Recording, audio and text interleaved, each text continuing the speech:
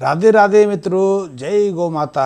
आजकल गौ पालकों में एक बात बहुत तेजी से सुनने को मिलती है, बहुत तेजी से फैली हुई है कि यदि गाय दूध नहीं देती तो भी कोई बात नहीं, गाय का मूत्र और गाय का गोबर इतना मूल्यवान है कि गाय का खर्चा उसी से चल जाता है। खर्चा ही नहीं चलता, वो हमें आर्थिक मदद भी दे देती है। लेकिन हम कभी ये नहीं सोचते कि जब गाय उपयुक्त आहार का सेवन नहीं करेगी तो उसके गाय के मूत्र में या गोबर में कौन सी विशेषता आ जाएगी। फिर तो ऐसा ही है जैसे कि घर का कोई व्यक्ति बीमार पड़ा हो, दुर्बल हो जाए, मेल न्यूट्रिएंट हो जाए, तो उसके मल की हम क्या उम्मीद कर सकते हैं।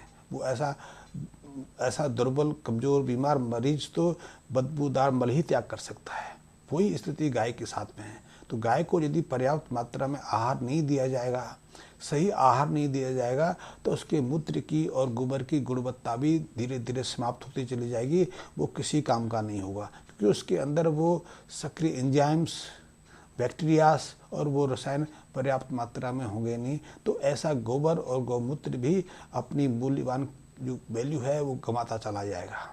लेकिन बात यदि दूध की जाए कि गाय दूध क्यों नहीं देती, हमारी गाय दूध कम मात्रा में क्यों देती है, तो उसके बाद संबंध में भी कुछ बातें सोचनी हैं, विचारनी हैं।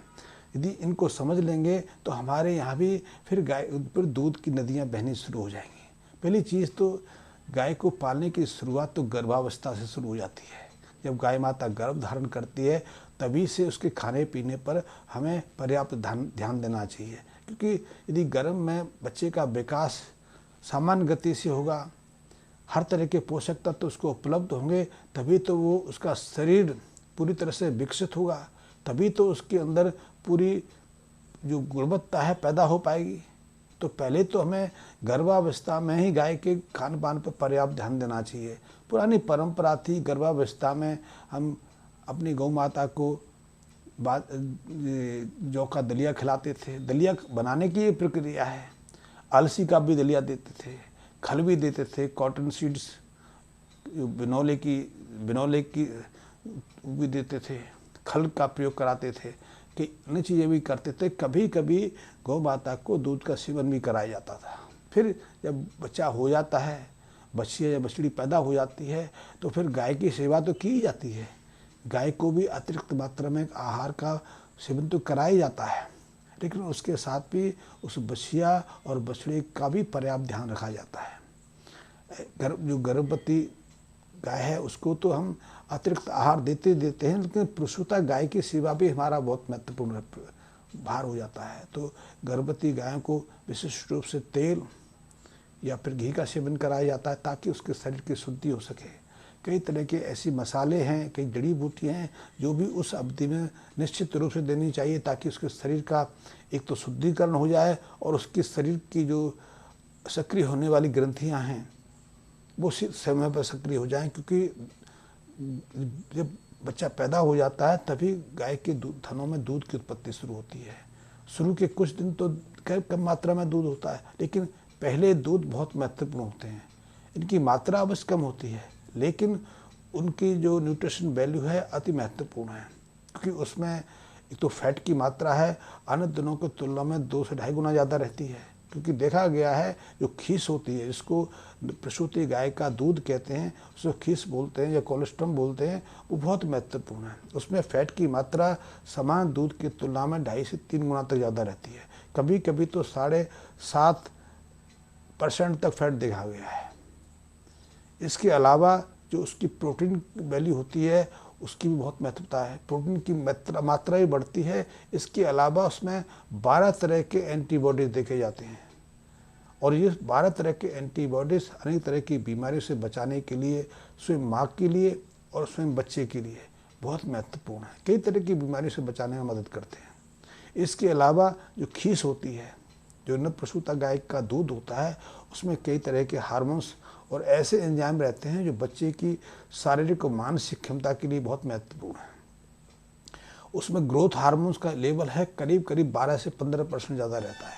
इसलिए गाय का बछड़ा या बछड़ी जन्म के समय जो वजन लेके पैदा होती है, 6 महीने में उसका वजन उसकी तुलना में 1.5 गुने से बढ़ जाता है।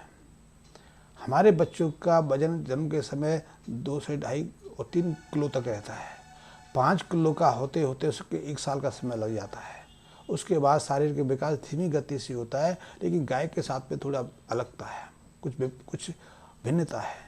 गाय की बछड़े का या बछड़ी का जन्म के समय तो वजन करीब 20-25 किलो के आसपास रहता है, लेकिन 6 महीने में उसका वजन 80 से 90 किलो के आसपास पहुंच जाता है। यदि उसको पर्याप्त आहार मिल जाए तो ऐसे बच्चे निश्चित रूप से 80-90 किलो के आकार को ग्रहण कर लेते हैं। और इन्हीं 6 महीने में उसके पूरे जीवन का जो स्वास्थ्य है निर्भर करता है। इन्हीं 6 महीने में हम अपनी बछिया को जो माँ का स्तनपान कराते हैं, दुग्ध का सेवन कराते हैं, उसी पर उसकी दूध उत्पादक क्षमता निर्भर करती है।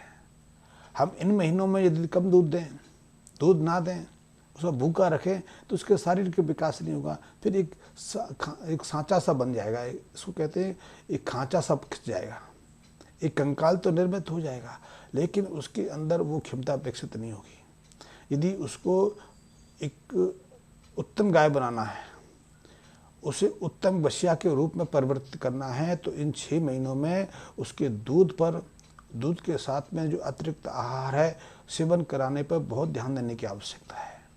तो पहले 6 महीने ऐसी बछिया को या ऐसे बछड़े को उसकी माँ का जो दूध है भरपेट मिलना चाहिए। भरपेट का अर्थ है कि जो उसकी दूध पैदा करने की क्षमता है, उसका जो महत्वपूर्ण वैल्यू है, क्योंकि बछड़ा या बछिए की जो भूख है, जो शरीर आकार है, उसके अनुसार उसकी दूध की आपूर्ति होती है। और पहले 6 महीने तक दूध से पर्याप्त उसका विकास हो जाता है, लेकिन उसके अलावा भी कुछ ऐसे पोषक तत्वों की ज़रूरत रहती है। कभी कभी उसके पेट में कीड़े पड़ जाते हैं, या पाचन तंत्र बिगड़ जाता है, या दूध का पूरी तरह से हाजमा नहीं हो पाता, तो इसकी भी आवश्यकता है कि वो उसका पेट समान रहे, क्योंकि दूध के अंदर कुछ ऐसे एंजाइम भी रहते हैं, कुछ ऐसे बैक्टीरिया भी रहते हैं, वो हमारे साथ भी है, मानव शिशु के साथ भी है, और गाय के बछड़ा बछड़ी के साथ भी है कि जब वो अपनी माँ का दूध का शुरू में स्तनपान करता है, तो इस स्तनपान के सतह उस कोलेस्ट्रॉम या खिस के साथ उसके पेट के अंदर ऐसे बैक्टीरिया और ऐसे कुछ एंजाइम जाते हैं जो उसकी पाचन प्रक्रिया की शुरुआत करते हैं। उससे पहले उसके पेट में किसी तरह के पाचन एंजाइम से नहीं रहते, कोई बैक्टीरिया से नहीं रहते, क्योंकि इन्हीं बैक्टीरिया और एंजाइम के माध्यम से उसके पाचन तंत्र की सामान्य प्रक्रिया शुरू होती है। तो ये बहुत महत्वपूर्ण है।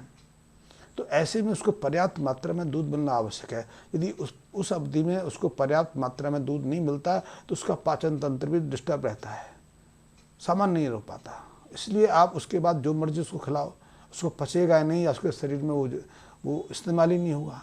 फिर ऐसे में हम दूध की आशा कैसे कर सकते हैं, उसके शारीरिक विकास की आवश्यकता कर सकते हैं। और यही हमारी अनभिज्ञता पिछले 300 सालों तक बनी रही। इसलिए हमारे गाय की जो आकृति है, कद काठी है, पिछले 150-200 सालों में घटती चली गई।